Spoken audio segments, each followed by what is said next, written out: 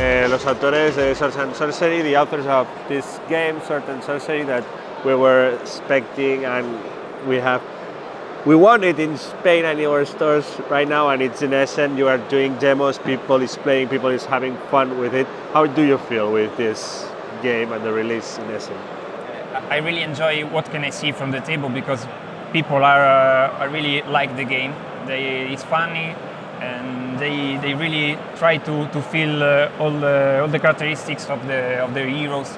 So it's a sort of a legendary experience for us, but also for people that play in the game.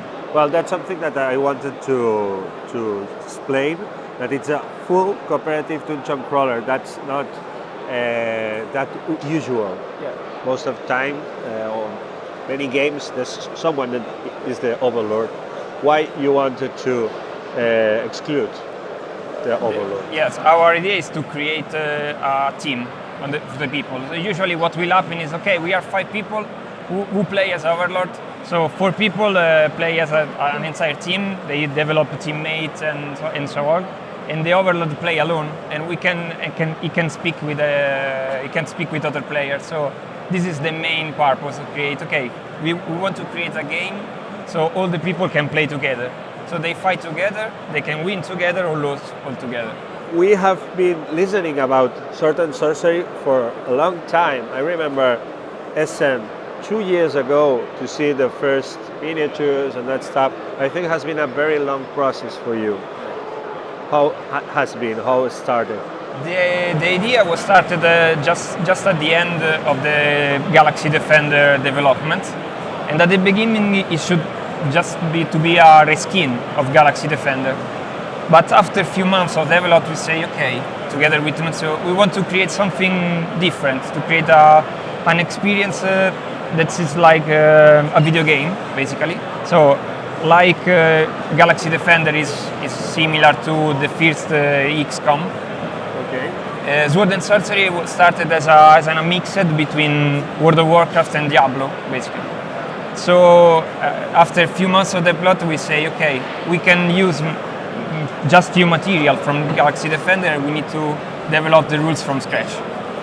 And this is the result. We are very proud of the result, but the problem, it took about 3 years to be completed. Then your inspiration came more from video games than from board games. We play role-playing games, card games and board games, but also video games. So we cannot avoid to say that the influence of the video game is not present here. Just starting from the illustration, you can feel something like the illustrator is an artist that has worked for Blizzard, for example. That's it was related to Diablo 3. Okay. Then when you did that game, I'm sure you expected something that was not on other games. Yeah. Which was your main goal?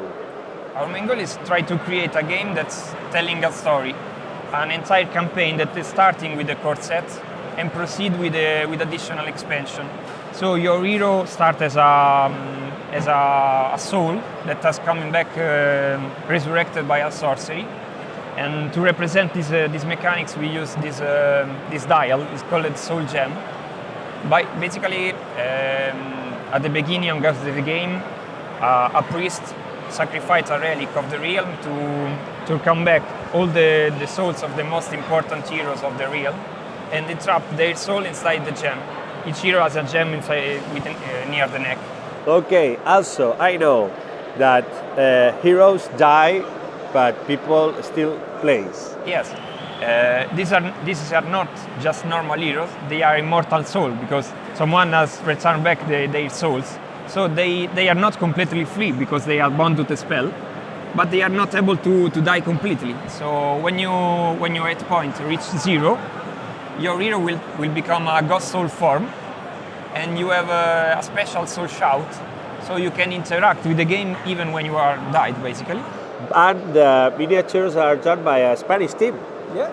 Why? Because for us, he's one of the most talented sculptors in Europe, but also in the world, maybe. And his name is Fausto Gutierrez. He's very famous also for skirmish tabletop miniature games, like Infinity, for example. And you are happy with the results? Yeah, really. So I think that with this collaboration will proceed even in the future. Well, and I think you have some of these new expansions here. Yeah, We can show them. sure. So, whoa. Whoa! This is wow. The Ultra Hydra Dragon. It's impressive. Yeah. It's very, very big. You can take the dimension between 1 euro and the 5-headed dragon. These are the most standard archetypes. So we are you will find cleric, paladin, and mages. But on the expansion, you will discover different classes. For example, the 5th expansion that will be released is this one. The Whoa, necromancer Summoner. Yeah. or necromancer. It's a samurai or necromancer. You can. Yeah. Then we have an undead pirate. Friday. Yeah, this is an Undead pirate. undead pirate, like more or less like Jack Sparrow during But with the woman. course of the moon. And then we have a draconian and berserker dwarf, and what else? Morrigan, why? A demon and witch huntress, and so on. So a lot of heroes await to be awakened from their deaths. It seems really cool. And for people that hasn't played much to Dungeon Crawler, starting to getting in on sorcery, it's difficult or it's easy? No, the rule book is thick, so there are lots of pages of rules. But It's really easy. once you acquire the main game flow, you can play alone. You can spend about 20 minutes on the punch board to test some rules, and then you can play with no problem. It's really easy to explain to other people. See, it's easy to learn because it's a cooperative, so just one guy needs to be the real skill in terms of rules. And then in 10 minutes you can explain the game to other people. So if you have here inside the box, how many hours of game playing? Imagine if you win all the mission without any lose, at least 30 hours as minimum. 30, one campaign. Yeah. And you said we have to make at least 2 right, yeah. without losing. Yeah. 80 hours? Yes, because there are several quests inside the core set. Each quest it took about from 2 to 3 hours, depends from how many players. How do you like to discuss the strategy? Because there is a lot of combat strategy in Sword Sorcery. So you have just to multiply the hours for the number of quests. Then if you do all this, you can do your own as Yeah. well. Okay. In addition, there are already some of the Board Game Geek users have already released some quests. So if you go to the Board Game Geek site, and there are about 5 or 6 quests already released. Great. Well, Simone, Nunzio, I don't know if you want to add anything more, but we have seen a lot of cool stuff here. Congratulations for your work. I think it's gonna be a big success also in Spain.